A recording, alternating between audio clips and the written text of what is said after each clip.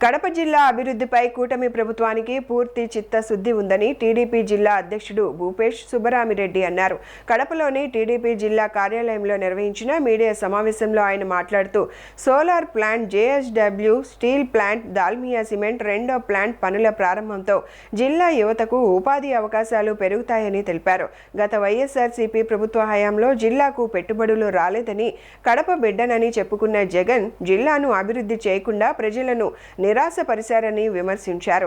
దాల్మియా విస్తరణలో స్థానికులకు న్యాయం జరిగేలా నిబంధనలు అమలులో ఉన్నాయని, సంస్థ ఇప్పటికే సామాజిక అభివృద్ధి కోసం 5 కోట్ల నిధులు కేటాయించిందని చెప్పారు. కడప జిల్లా సమగ్ర అభివృద్ధి మీద పూర్తి దృష్టి సాధించినారు. దాంతో భాగంగానే జేఎస్డబ్ల్యూ స్టీల్ ప్లాంట్ పనులను ప్రారంభించడం కానీ, అంతకుముందు నెలలో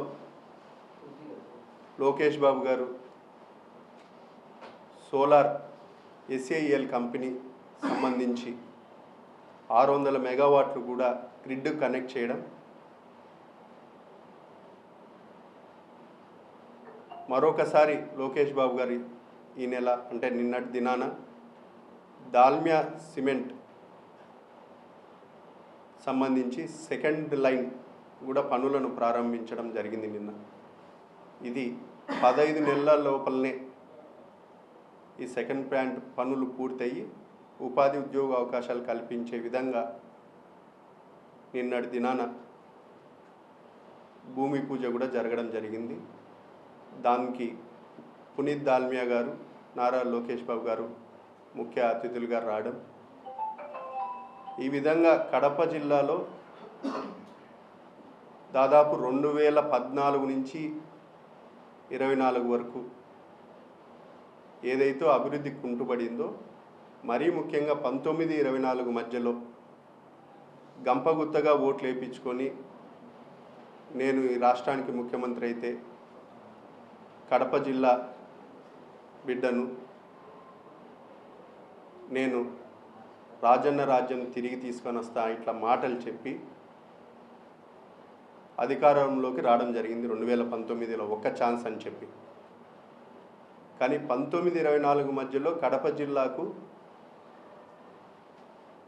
₹1 పెట్టుబడి కూడా రాలేదని కూడా ఈ సందర్భంగా తెలియజేస్తాను.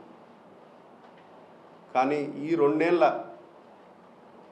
మా పరిపాలనలో, మా మంచి ప్రభుత్వంలో ఒక సైడు కొప్పర్తి ఇండస్ట్రియల్ పార్క్ 2500 కోట్లతో ఇన్ఫ్రాస్ట్రక్చర్ డెవలప్మెంట్కు డబ్బులు రిలీజ్ చేయడం జరిగింది, పనులు కూడా ప్రారంభించడం జరిగింది.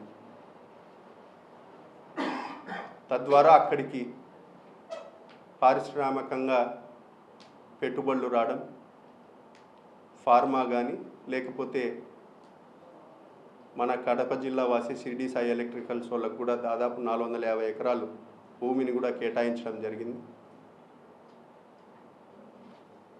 స్టీల్ ప్లాంట్ రావడం వల్ల జిందాల్ యాజమాన్యం